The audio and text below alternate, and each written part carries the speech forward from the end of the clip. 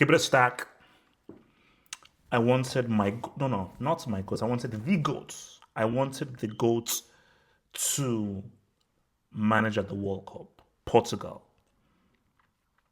There is a Benfica narrative. There is a Benfica narrative.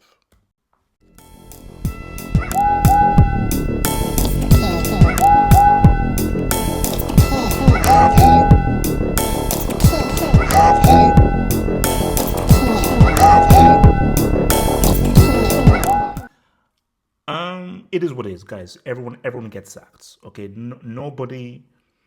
People get sacked all the freaking time. Okay, so there is no shame in getting sacked. So I know what all of you losers, who, guys. So all of you guys who are now going to throw these jokes about Jose Mourinho being washed, Zeman case and all you clowns. Have you ever won a UCL with FC Porto? Do you have the best defense record in EPL history? Have you won a treble with Inter Milan, still the only Italian team to win a treble? If you've not done that, silencio. Shut up. So here's my thing here. Let's keep it as a stack. I don't even know why he was at Fenerbahce. Because I would have told Jose Mourinho that like the Fenerbahce thing, it would never have worked. I felt he was too good for that club. And a guy of Mourinho's stature, his legacy and what he's done, to have to be forced down into the pits of hell. Okay, not pits of hell, but guys, because okay, take your hate away. Guys, just for 1 minute. Just for 1 minute, I want you just to be objective. I want you to take the agenda away. I want you to ignore me. Act as if I'm not me. Act as if I'm just a regular, humble football guy around. If you just look at this objectively, you know that Mourinho is too good for Fenerbahce. You know it. Please. You know it. So look, Bruno Lage, for some reason, got beat up by... I saw the Karabakh highlights. They should have lost by more. To get beat by... Not only to get beat, to get outperformed and outpimped by Karabakh. Oh, Bruno Lage, get the hell out of here. He deserves to be sacked. So, manager... So obviously there's the vacancy there, and Mourinho, this is where he started off. He's now going to be headed over to... Well, the rumor is he'll not take over by Benfica. Do I like it? Not really. I feel that he's done the club game enough. He's achieved everything in the club game. And I think the next frontier and the final frontier is the World Cup, is the Euros. And the fact that we still don't have a Jose Mourinho being the manager of Portugal at a World Cup is freaking insanity. That is just the most obvious move to make. It's the most obvious move to make, and it's just so crazy how he's not made that move yet. But let's look into it, man. So Benfica, it is what it is. I want to look at his history. So this is the history of your boy thingy. So if you look at this night now, hold on, let me get a little bit smaller there. There we go. So 2000 he began at Benfica, Union. I think that's Unial 01. So 02 goes to Porto. Obviously that's where he went to. So he spends 2 years there. Guys, you don't want to look at this. So you look at Inter, that's 2 years. Madrid, that's 3 years. 3 years at Chelsea. Okay, 7, it's 3 years at United. 2 years at Spurs. Guys, look at where he spent the longest. It was at Chelsea. He spent 4 years at Chelsea. Chelsea was supposed to be... That was his Ferguson. Chelsea was Mourinho's Ferguson. And the very fact that we never had Mourinho spend literally the entirety of his career or the bulk of his career at Chelsea building a dynasty is insane. Because especially if you actually want to combine it, it's really 7 years. Because it's 4 years in the first stint, then it's 3 years in the second. So really he spent in a totality 7 years at Chelsea. Chelsea was supposed to be his home. Chelsea was supposed to be his home. So it is heartbreaking. It's annoying. It just pisses me off that for whatever reason, he did not fully commit to Chelsea, which is where he should have freaking been. Because if he would have stayed at Chelsea, he would have run Pep out of town again. I believe that. But it's not to be. The reality is that he is now going to be a Benfica man. And my thing here is this. So let's bring it up right now. This is his schedule.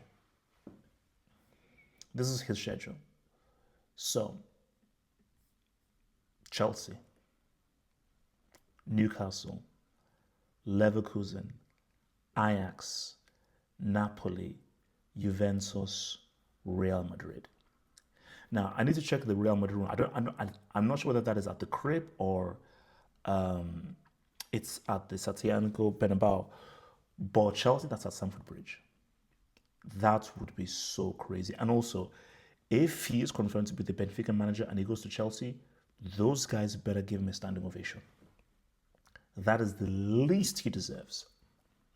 The least he deserves is to be given a full-on standing ovation at Chelsea for what that guy achieved. I don't want to hear.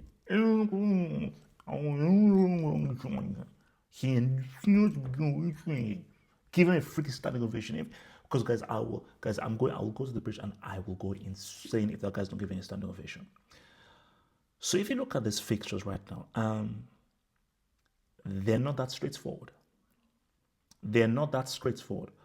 But just as a Mourinho guy, as a member of Mourinho FC, it is amazing to at least see him back in the Champions League.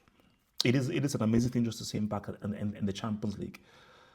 Look, he's not winning the UCL for Benfica. But if you look at these games, it's going to be tricky. It's going to be tricky because Real Madrid, Chelsea, Newcastle, Napoli are good. We see Chelsea, Real Madrid are tough games. Newcastle, Juve, and Napoli are tricky games. And they'll have to look to try to beat Leverkusen and Ajax. And also, but you know what makes it crazy? It's Karabakh was supposed to be a guaranteed 3 points because that is one of the weakest teams in the Champions League and you're playing at home. So the fact that they lost that game, there's just huge amounts of pressure for them in these games. But the fact is that you now have the next games, you have Chelsea at the freaking bridge. And I want to get that W. So, but if look, there's a small narrative. Just say any minute narrative here. He's not winning a UCL for Benfica. He's not. He's not winning a UCL for Benfica. But I'm just so glad that he's back here. But guys, I'll tell you right now, I want to be very clear. He's not winning a championship with Benfica. The team isn't strong enough. The footballing world has changed. The league fixtures that have very hard. If they somehow make it through, like the playoffs, they meet a Real Madrid, they meet a PSG, they meet a Liverpool, they meet a Barcelona, they're getting swiped like a credit card. They're getting swiped like a credit card, bro. So it's not realistic. But I do have a dream. Because Mourinho has taken a lot of licks. He's taken a lot of beatings, but I do have a dream. What if? What's it called? Like the freaking Marvel show on Disney Plus. What if? I'm not saying anything. Because I'm saying nothing. He's washed up. He's old. He's a dinosaur. He's a failure. Look how many times he's been sacked. I get that. He's a loser. I get it. What if? What if? Because if he does, and it would be one of the greatest, because to this day, you can't name me a greater UCL achievement than him winning the UCL for FC Porto. You can't. You try, you can't. You can't. You try, you can't. I'm saying nothing because I don't want to mess things up in the ether. If somehow, some way, he does a little something, what if? What if? Because if he does, we'll be having a very interesting discussion about legacy in that manga. But it'll be good to see more in the UCL. So right now, stats is the main thing. Yeah, nobody watches any. These scouts don't watch this game. Because there's no money in No, hold up. So this is your boy Bill. He literally That's the key word. He has to just fling himself. To watch the rest of this vid, think about becoming a Football Hut member. If you're a desktop merchant, just click on the join button below, over here. Or if you're a mobile phone merchant, just click on the join button below the video over here and join the true elite content crack addicts. Peace.